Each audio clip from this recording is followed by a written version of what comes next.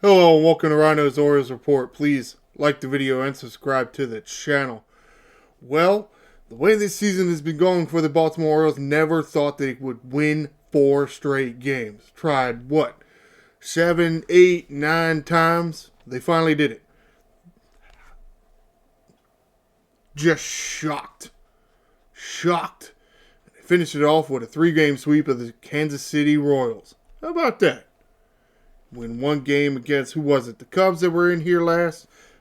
Double check the schedule, make sure I'm not. Yep.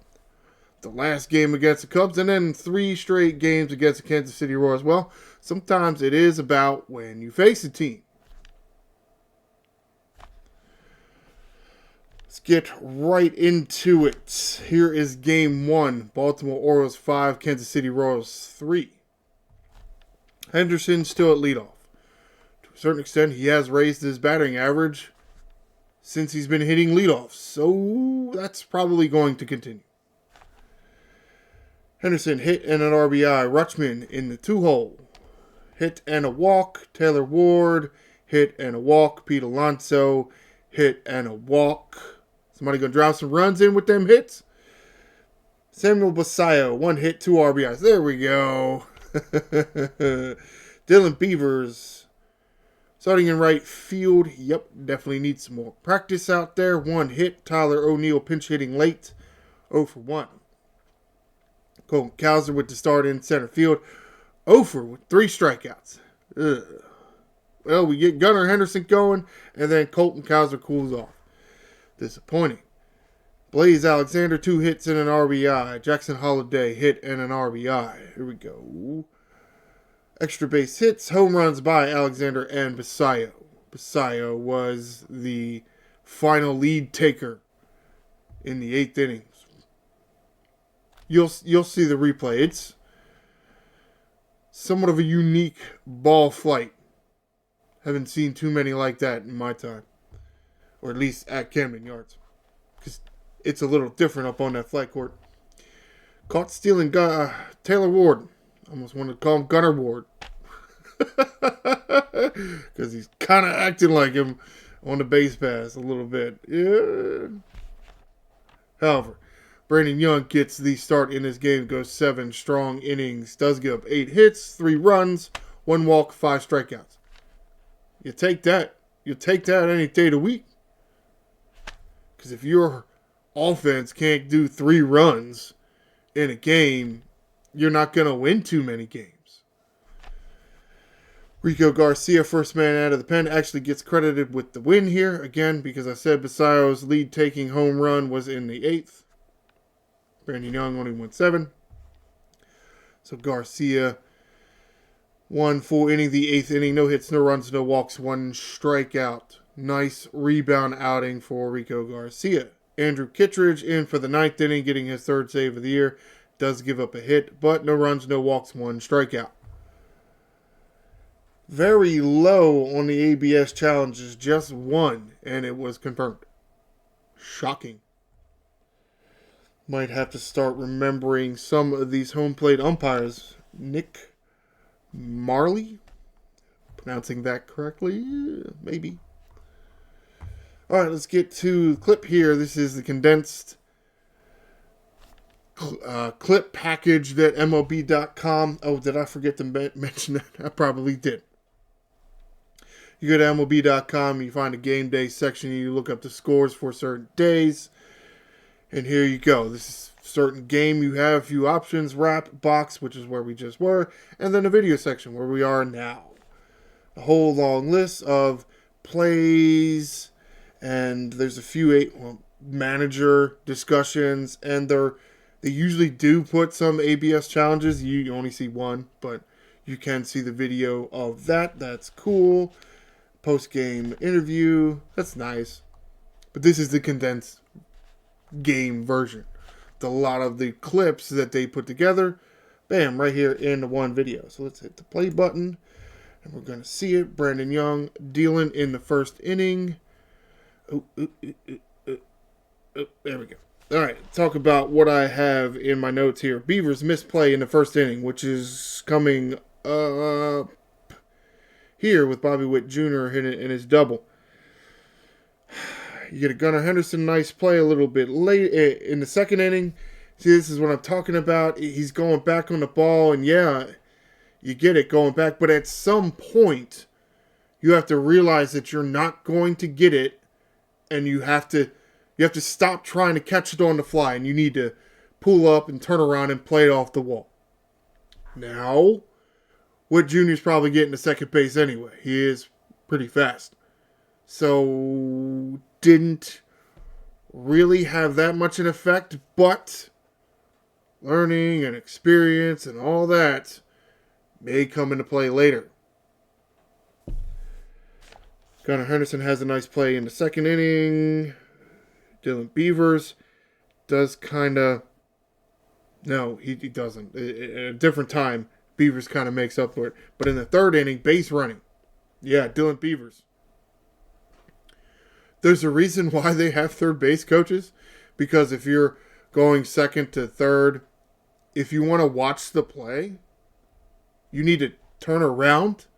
But it's kind of hard to run to third base and look at a ball in center field or right field or really even left field. Because then you're not watching where you're going. Here's the Gunnar Henderson play starting this double play. It's pretty good. Well, back to Dylan Beavers is that's why there's a base coach. He's going to tell you whether you're coming in, how you're coming into the bag. Hot, slow, up, slide this way, slide that way, this side, that side. Keep going, keep running home. Wasn't paying attention to his base coach. And he got in there, but some issue. Actually, here it is right here. Yep, he's laughing about it. Not that funny. You can see him watching around here. He's looking back at center field, not paying attention to his base coach.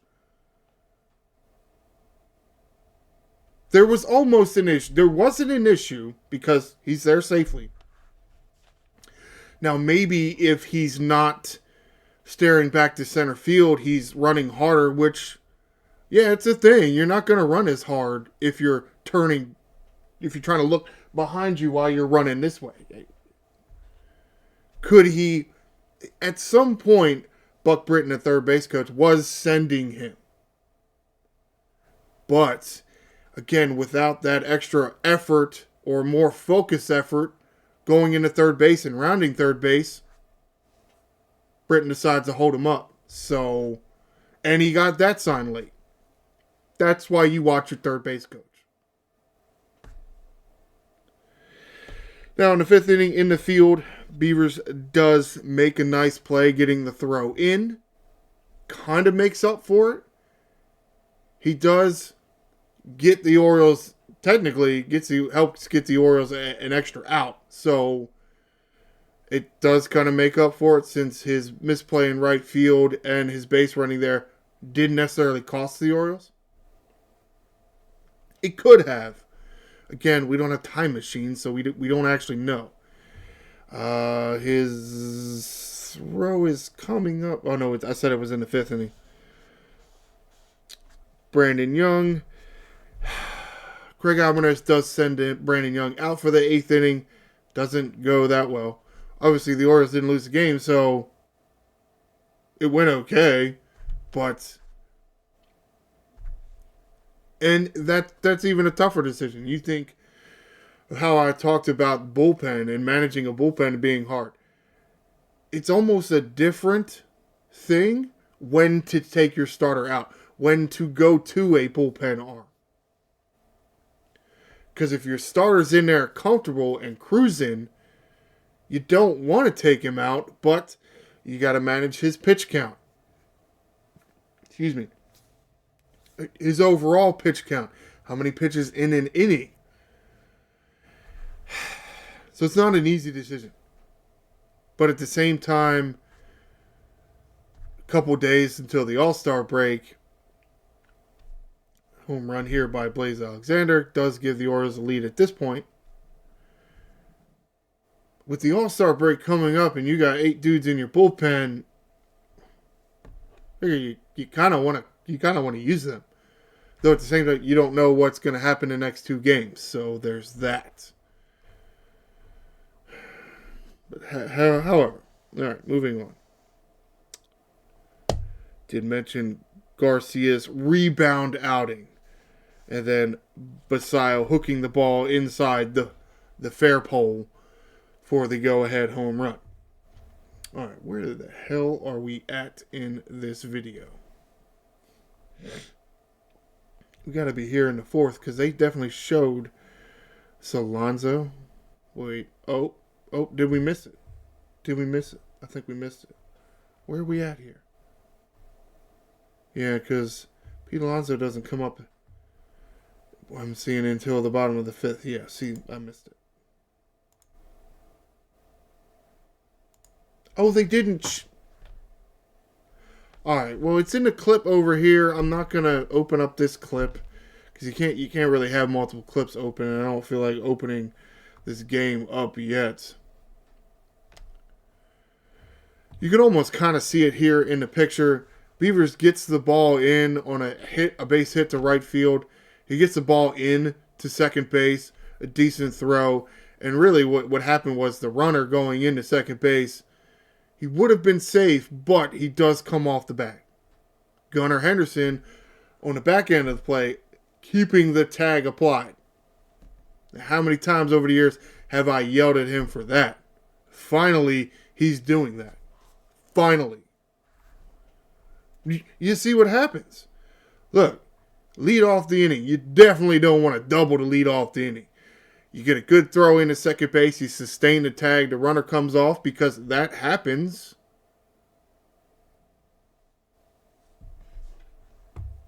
Now there's one out and nobody on. That's better than no outs and a man on second base. A lot better. That is how some of your starting pitching can last several innings. You take outs away from the opponent and don't give them extra outs. Yeah. Where are we at in the seventh here? Very quick seventh inning there. See, I told you, Beavers play Young. We're going to get to Young. Top of the eighth inning here. Yeah, here's Brandon Young coming out for the eighth inning. Yep. Take a wild guess of what happens here. Yeah, I can't scroll down too far over here on the right because then it makes the video go away, which is great, but not a whole lot I can do about that. And yes, let's go. We need to see him playing with the dirt before he hits the baseball. Yeah. Good effort by Kowser, but I don't think he was even anywhere close to catching that ball. So, yeah. You get why. How many pitches did Brandon Young end up throwing total? Where at? 85. That goes into decision too. As I said, 85 pitches is relatively low. We've seen Brandon Young get close to 100. But you don't want to give up any more runs because Gate gives up the lead. Technically, it's only tied, but still gives up the lead. Here's Rico Garcia dealing. Blaze Alexander cutting in front of Gunnar there. Bottom eighth. Pete Alonso on base. Sammy Basayo up. Those two there seem to be a good tandem there. You've seen it a few times where it's Alonso and then Basayo, and they do some damage. Doing some damage here. Just sneaks it in there, really. I mean, a laser beam sneaking it in there. Chucking the bat. Overhand, two-handed bat toss, which I don't know that I've seen too much of, but... And with the chef's kiss. Okay. Cool. Whatever, man. Left on left. Just sneaks it in there. Yep. All right, man. I don't know. All right, speed it up. Oh, yeah, Tyler O'Neill with a nice...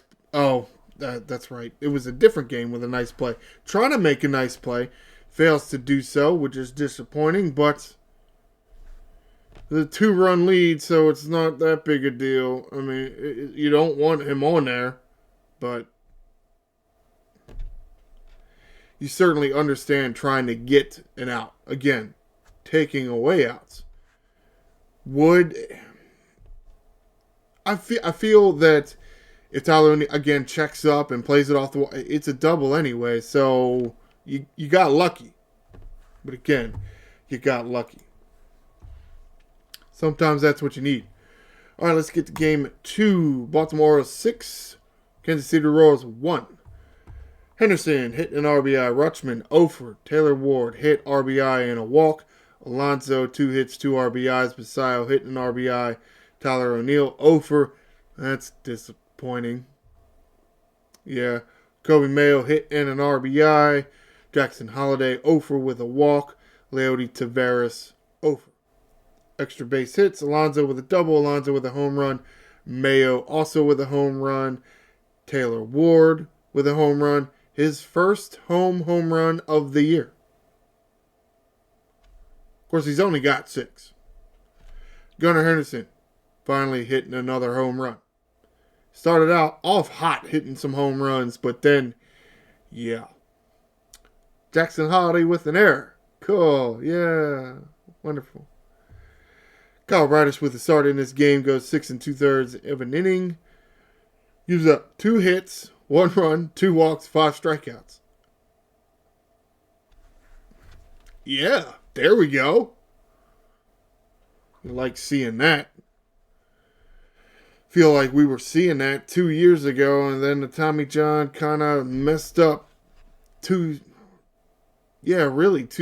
seasons. 24 and 25. Started 24, tried to push through a partial tear in his UCL, couldn't do it, and then had Tommy John in the middle of the year. So you only had Bradish for 10 starts at the end of the year. Grant Wolfram out of the pen, first man out of the pen, finishing off the 7th inning and then getting 2 outs in the 8th inning. No hits, no runs, no walks, 2 strikeouts. Yennier Cano getting the final out of the 8th inning. No hits, no runs, 1 strikeout. No walks. Obviously, he only faced 1 batter. Tyler Wells in for the 9th inning. No hits, no runs, no walks, 1 strikeout. Few more ABS challenges this game. 1 confirmed, 2 confirmed, 1 by each team, and an overturn, 2 by the Orioles, 1 by Rutschman, 1 by Alonso.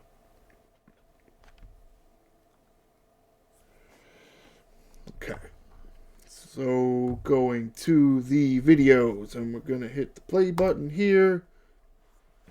Talk about what I've highlighted here. Basayo trying to limbo into second base in the 2nd inning. Yeah, gets a base hit, tries to stretch it in at double, and it didn't work out too well. Though, with the tag being high, he almost bends the top half of his body out of the way and sticks the bottom half of his body on the base.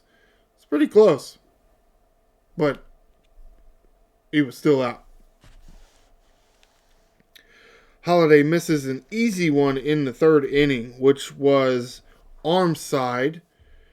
Then does kind of make up for it with a nice play in the next inning, the 4th inning, which was to his glove side, something Kevin Brown and Ben McDonald on the broadcast. Kevin Brown mentions this in the broadcast that for some reason Holliday is having a harder time going arm side, which I guess makes sense because your glove is on the left side. If you go to a ball that's to the right of you, you're reaching over your body. Some players just aren't as good as that. Some are, but as a second baseman, you kind of need to be, right? All right, where am I at? Also, another good play by Gunnar Henderson. Mayo crushing lefties. You wonder why he's in there. Kobe Mayo and Tyler O'Neill are in this game because there's a lefty starter. They hit lefties well. It's a nice play by Mayo here. Does back up and get the right hop. And then a straight cannon right on point. That's why they're as high on Mayo as they are, because they know that ability is in there. Just doesn't come out often enough for some people's liking. It really doesn't. Mayo, Tyler O'Neill, they're right-handed. They're broad. Well, Tyler O'Neill more than Mayo. They hit lefties well, or better than righties. If anything, if all the pitchers were left-handed in his league, both of them would be over 250 and have 15 or more home runs. Yeah, here's the Basayo hit. Yeah, you would think you could get a double on this. Pete Alonso's got to hurry to get into the plate, and he does. But you can see Basayo almost limboed in there. He did. I mean, Basayo's just a slower guy, and the man out there in right field, Jack Caglione, if I'm saying that correctly, has got a really good arm. Almost bends it in there. It really does. All right, where did I go? Mayo. Mayo's crushing. Ward's first home run. Bradish loses a no-hitter in the 7th inning. Disappointing, but still good outing. Gunner's home run in the 8th. Yep, snow coning that ball. Getting lucky.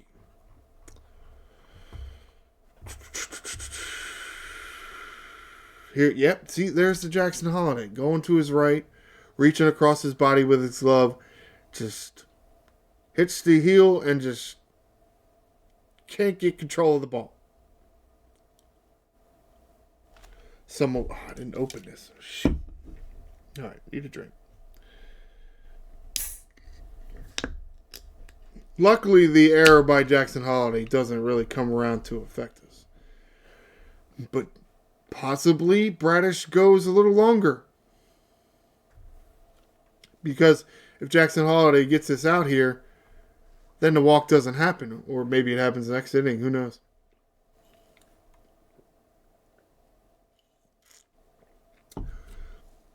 That play he did well. But again, he's going to the side where his glove is. It's a thing. Yeah. Here's Gunnar Henderson. He makes a weird face after it. Wicked hop. Strong throw. Gets it. And apparently surprised at something. Surprised that he could play good defense. Surprised that he can make a throw. Surprised at the spin that comes on baseballs. Okay. Kind of weird, but that's fine. And Pete Alonso, 21. This is 21 on the year. I mean, I know we're through 90-ish games, but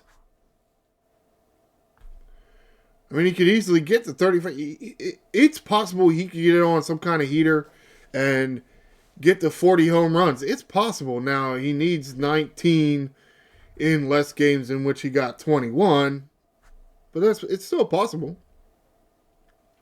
It's going to be warmer for most of the rest of the season. So, yeah, we'll see. But he should be able to get at least 30, right? That's a good first year.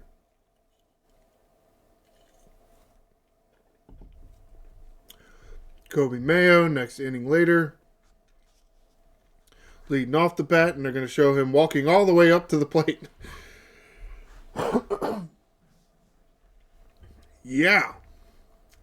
That was a big one. No, it's not the furthest home run he's hit, but something they were talking about, 8 total players have hit on the second deck in left field. Now, technically that hits off the side. It does hit the little LED bar there, and he does break a few pixels. So it doesn't count. But it's a few days ago he hit one up there. Becomes, one of 8 or 9 people to do it in a ballpark that's more than 30 years old? That's pretty good, right? Yeah, sure. But again, that's why he's still around, because it's there. People see it. It just Needs to come out more often. Would be nice. A nice play by Alonso there. Yeah, people would say that, oh, you're going to have terrible defense at first base. I don't know about that one. I definitely wouldn't say terrible defense. Maybe some of your fielders just sucked.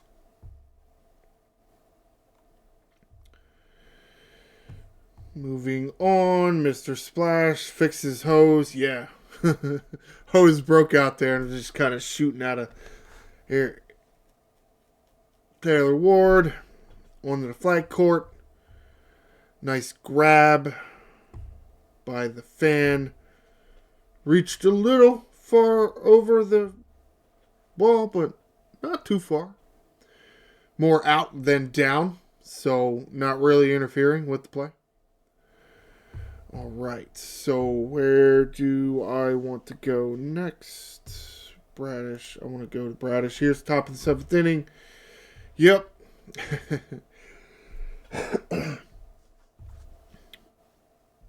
Just watching Bradish standing there. Yep.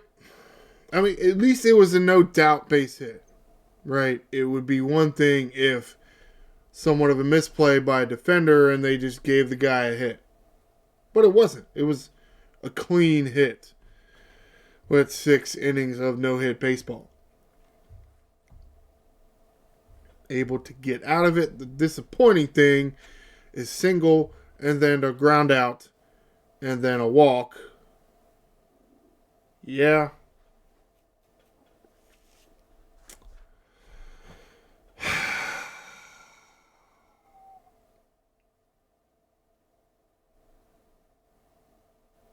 Wild pitch. He throws a wild pitch, gets the guy to third base, and that's how that run scores. Disappointing, but yep. Bringing in Grant Wolfram. Let's speed you up. It's taking too long. And they don't even show Grant Wolfram getting out of it because it doesn't matter. Just go right to Gunnar Henderson. There we go. Home run. Yay. Goody. It's about time. But again, they flip-flopped Taylor Ward, Gunnar Henderson in 1-2 hole for the longest time. Lefty versus righty nonsense. It's just so weird that throughout Gunnar Henderson's career, he just doesn't seem to hit with any kind of consistency in any other spot but leadoff. I don't know why, because you only lead off once. Every other time, somebody else is hitting in front of you, so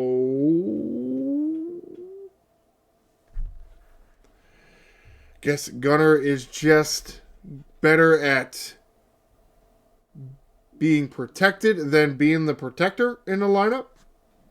Yeah, it's got to be what it is, right? Or it's just one of those weird things about baseball. It's game 3, Baltimore Orioles 8, Kansas City Royals 2. See, after this win here, Orioles are 46-51. They are 5 games below 500. How about that?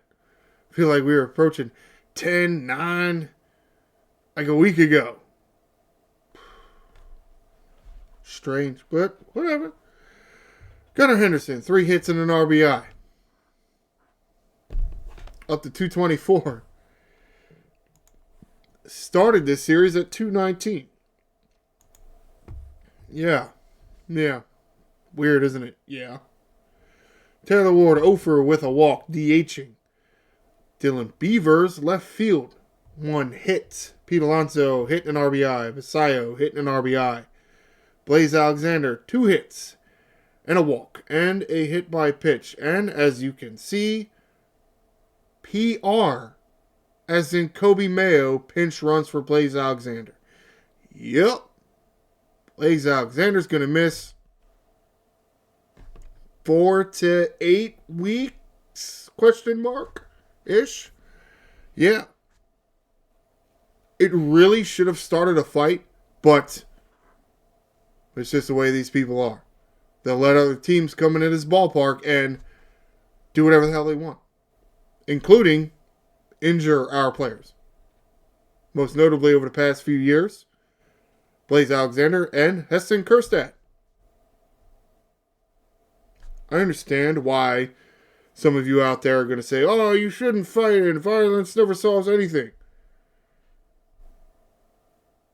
That's not true. It's not. Regardless of what you think. Sometimes violence is the answer.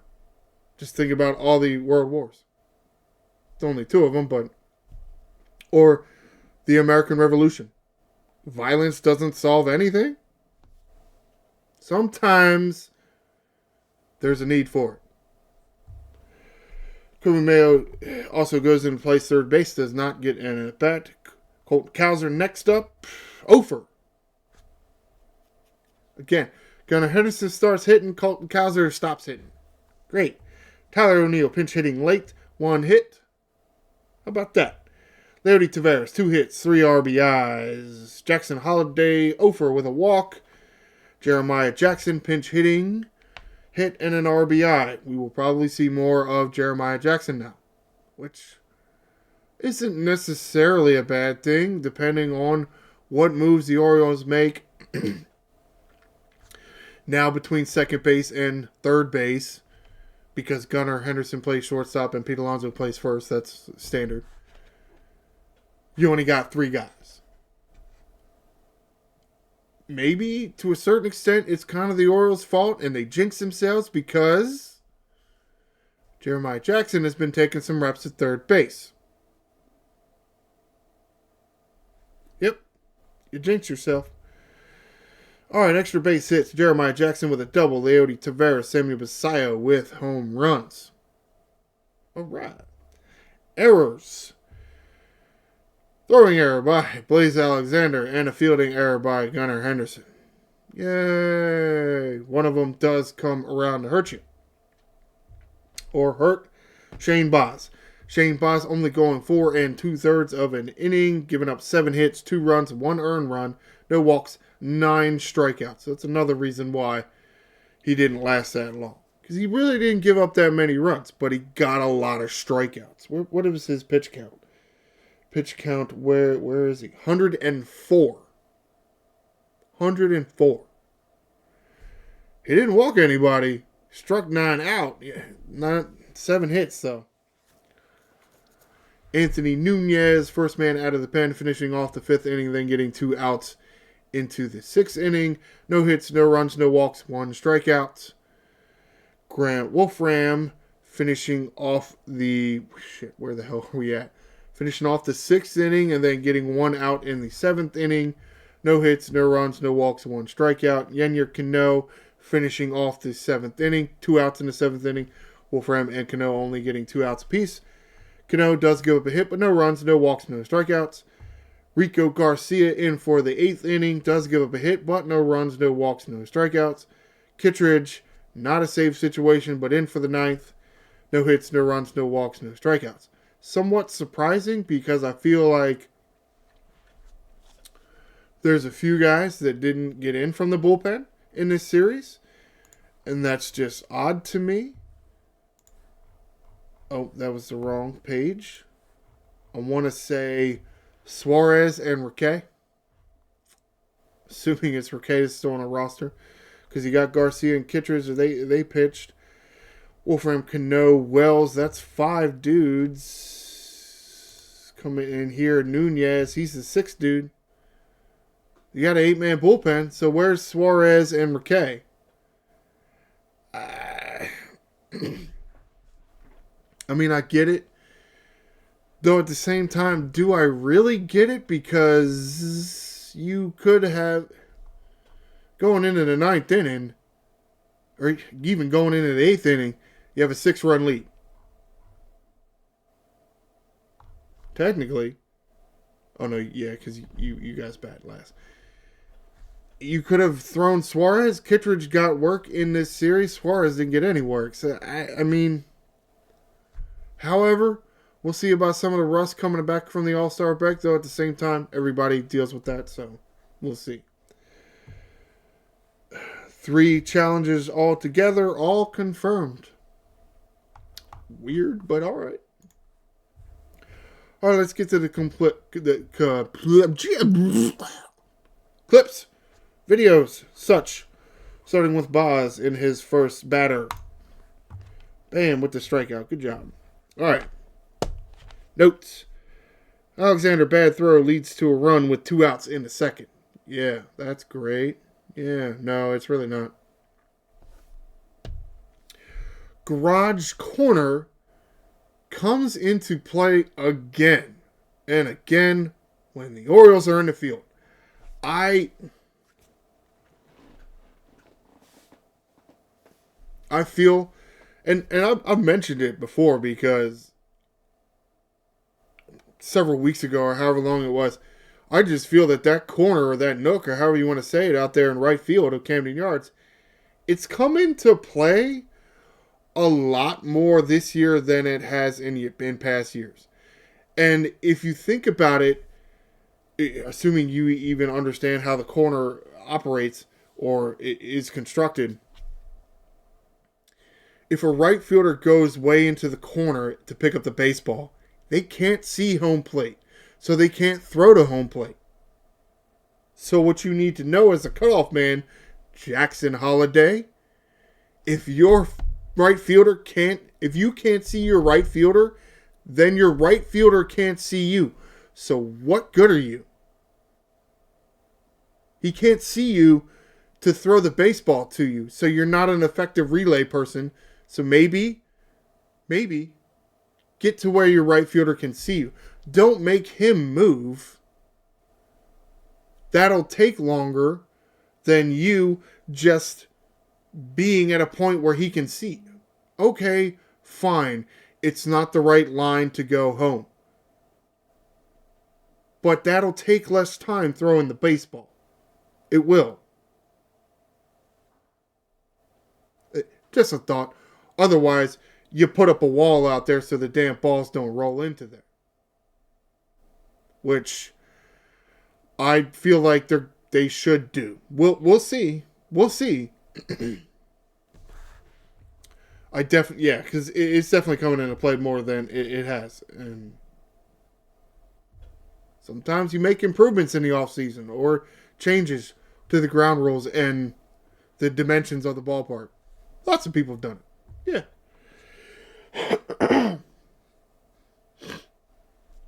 Here's going to be Blaze Alexander's error. I don't know what the hell happened there. Okay. Yep. Back to the notes. Tavares gets the lead in the second inning with his home run.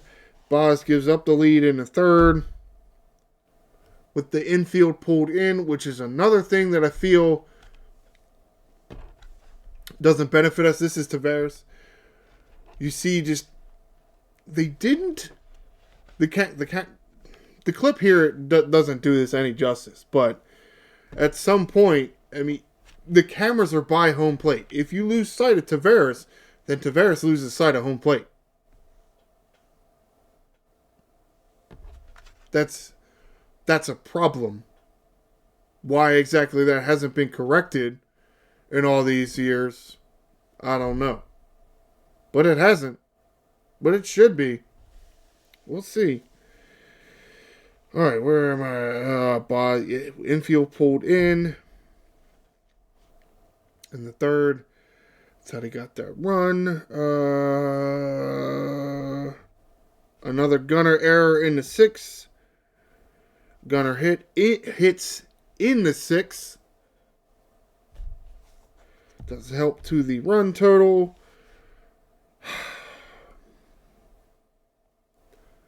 Blaze Alexander getting hit late. Okay, you can say, oh, he's not trying to hit you. Okay. I don't know why you think that. But he's blazing hot. And they hit 2 other batters in the game. Yes.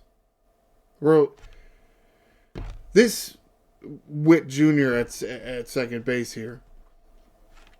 Not that the corner, I wasn't trying to say that the corner affected bringing the infield in, but here with the double And then somebody smashes him over right here on this play to Jackson Holiday. He's over at third, so you pull him in. And he just, I feel like more often than not, a run is scored on Orioles with a hit like that. Then do they take a hit away? I don't know. Or a run away, right? I feel like it just doesn't. I get that that's how you do baseball, or some people think you should do baseball, but if it's not working out for you, like say maybe your pitchers are just getting strikeouts, don't play the infield in then. But, however, I mean, it's do whatever. Blaze Alexander getting hit. Yeah, well, hit him in the hand, and yeah, broke his hand. So, yeah, not happy about that. Third batter you hit in the game. Yeah. When you're getting your butts whooped. Yeah, of course. We're not happy about it. Of course, he's going to be jawing at him.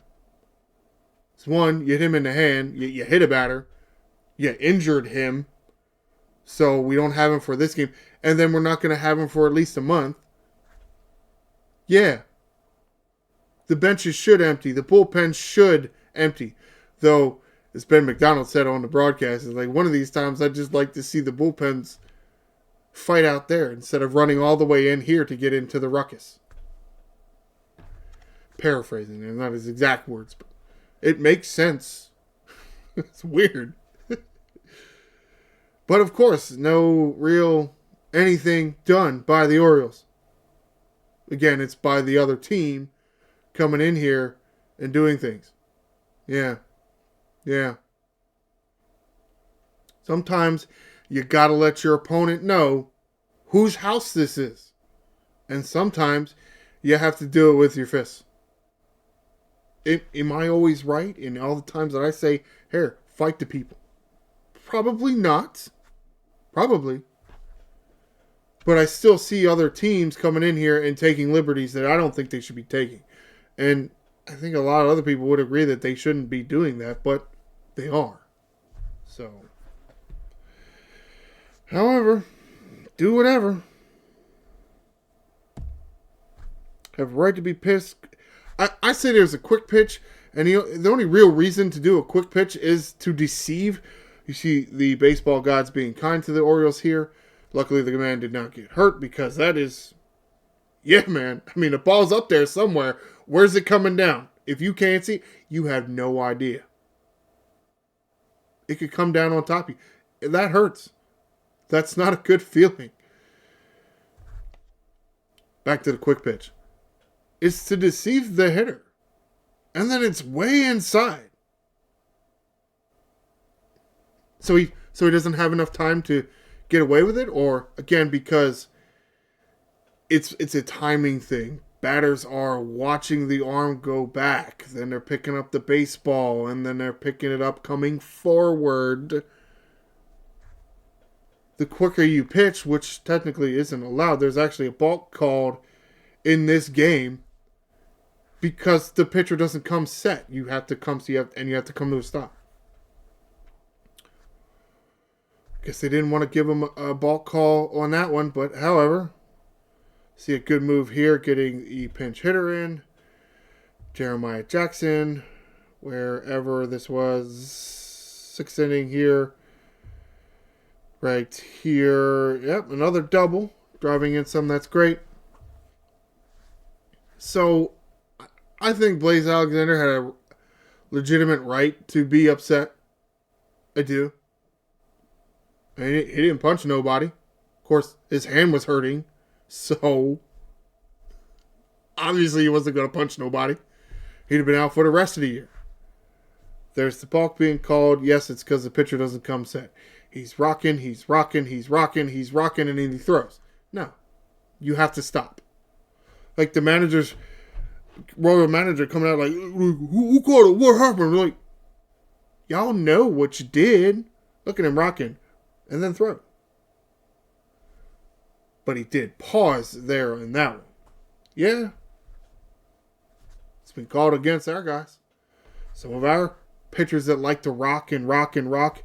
Again, getting help from the baseball gods. Because how many times have we seen the Orioles try to do that in the field, can't do it, but see our opponents in the field do some play like that, and it gets to them. Yeah, hits the ball actually, and it bounces behind home plate. Again, man, baseball gods shining on the Orioles this day. Pete Alonso going the other way with the double. Now, Polar Bears are not that fast. And, again, Jack Caglione, butchering that one. I thought I got it right earlier. He's got a really good arm. I don't know what you're doing there. Maybe trying to get another run in, maybe? It's possible.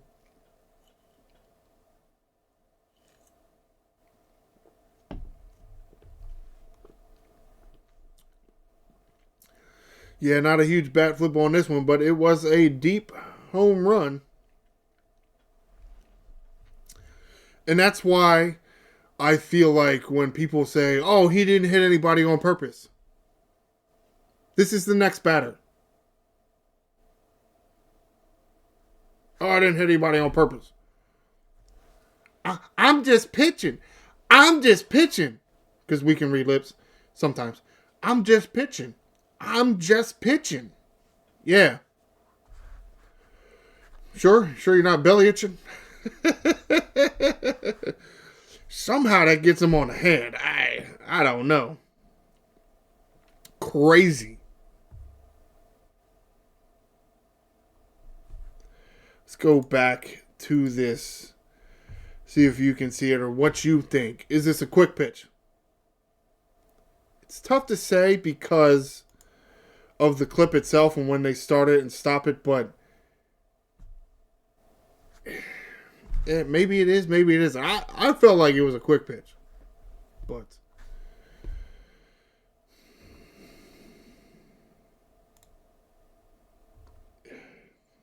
who wouldn't be mad at that?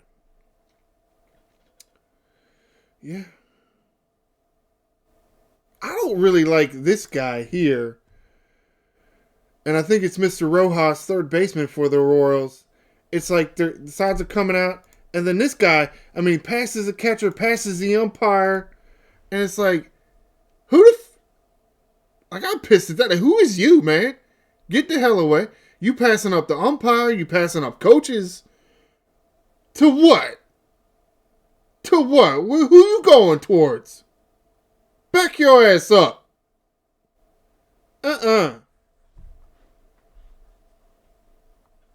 Again, sometimes these people forget whose house this is. You got to remind them somehow. That I cannot remember this gentleman's name. Speaking to Craig Albernaz, but that is one of the medical staff, training staff. Nice slide and play here by Tyler O'Neill to help get out of the inning. Does kind of make up for the other one a little bit. And there is Larry Taveras also helping with some defense. Close. But at the same time, it's a 6-7 run lead. 6-run lead. So not a huge deal. It's fine. Getting out of this. Yes. Finally, 4-game win streak.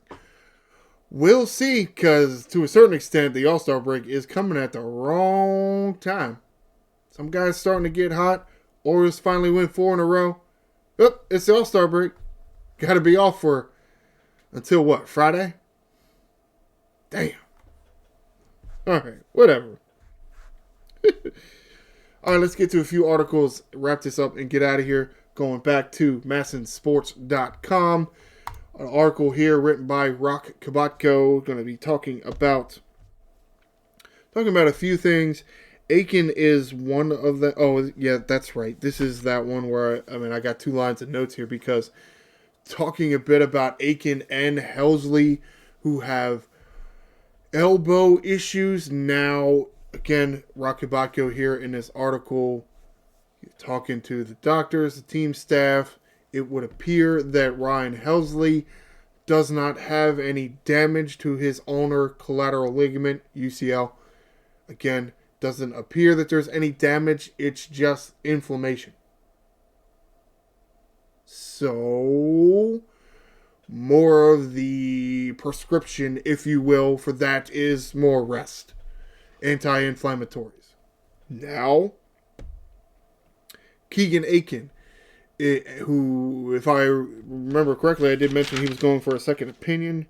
Yes, going for a second opinion. Well, along with Ryan Helsley, but Ryan Helsley, his came back a little bit better. But Keegan Aiken does have an injury.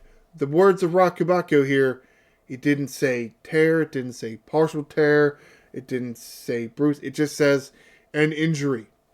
Sometimes they're a little... to keep some of these injuries closer to the vest, which is fine, especially in some of these early stages. Does have an injury to his UCL. And most likely that's going to require surgery. He's got a scheduled appointment with the doctor, that famous arm doctor down there in Texas. At least, I think so. A arm doctor in Texas, if I'm not mistaken. At least that's what this article said. And they're going to go over some options. Again, most likely surgery is going to be needed for Keegan Aiken. But we'll see. Second opinions and third opinions. And you're going to have more than one option here on how to come back from an injury. So we're just going to have to see. Yeah, this is injury updating. Sometimes you don't get definitive answers. Sometimes it's not definitive because, again, you have options and it's people. And people and all their bodies are different. All right, you got article here. Now, no official move with Blaze Alexander was made at the time of me making this video. Not that the Orioles have to, because they're not playing another game until Friday. They don't have to make a move. So there's no real reason for them to do any kind of call-ups or send-downs yet. Because for all any of us know, you could waste an option on somebody, calling them up, putting Blaze Alexander on the injured list, and then that person you optioned, he gets injured. And then he can't even play. Because he rolled his ankle coming off the bus. I don't know, something, right? So they don't need to. No move has been made. But getting more information on Blaze Alexander's hand. They did an x-ray. He got preliminary reports was that broken hand. It's they had a word for it. I forgot it. It doesn't really matter. Displacement or disconjuncted something. It was a weird word that I don't think I've ever heard before. But what that means is surgery is not going to be the path because of the certain break. It's just going to heal. The x-rays did show the break, but it's not a surgery thing. So it's just going to have to take the 4 to 8 to 10 to maybe even 3 weeks. Who the hell knows?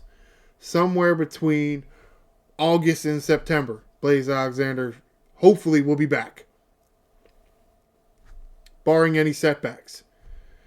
We'll see. We'll see. We'll yeah. Damn. All right, next article, also by Rock Kabatko. A very minor move, but was a trade. Cam Sanders, a right-handed pitcher. I'm assuming, just going to take a wild guess. That is him in the picture. Yes, from the Pirates. The Pirates, they had made a move earlier, and then this Mr. Sanders was a casualty of that move and got designated for assignment. So the Orioles made a trade. They gave the Pirates cash for Cam Sanders. So we'll see. And because of that, Keegan Aiken moved to the 60-day IL and make room on the roster. Which, again, that leads you to think, oh, well, Aiken's going to have surgery and he's going to be done for the... You're not going to put somebody on a 60-day injured list when there's, what, 70 days left? I don't even know how many days. I guess it'd be more. I guess it's more like 80 or 90 days left in the season. I mean, he's done for the year, which is disappointing, but at the same time, and hopefully he'll be okay and all, but is this a blessing in disguise? Because Aiken didn't have that great of a season. Does that give Mike Elias room on the roster to go out and acquire a reliever, a better reliever before the trade deadline? Yeah, it does. Gives him the opportunity to. There's potential there. So hopefully, hope. One can only hope. Help me, Obi-Wan Kenobi, you're my only hope. Alright, let's get to the schedule, wrap this shit up, and get out of here. Yeah, today is Monday, and you can see not another game scheduled till Friday, All-Star break. Home Run Derby tonight, All-Star game tomorrow, Tuesday, Wednesday, off day for everybody. Thursday, off day for some teams, but not others. Other teams will play Thursday, but Orioles will not play till Friday. They're going to Houston, playing a 3-game set in Houston with the Astros. Friday's game, July 17th, scheduled 8:10. Saturday game, scheduled 4:10. Sunday game, scheduled 2:10. And then back all the way across the country to Boston. That's wonderful. However, that's going to do it for this edition of Ryno's Orioles Report. Please stay tuned for, well, when, a week from now. Yeah, stay tuned to a week from now, and I will discuss the series between the Baltimore Orioles and the Houston Astros. Please like the video and subscribe to the channel. I'm the Angry Ryno. Thanks for watching, O's fans.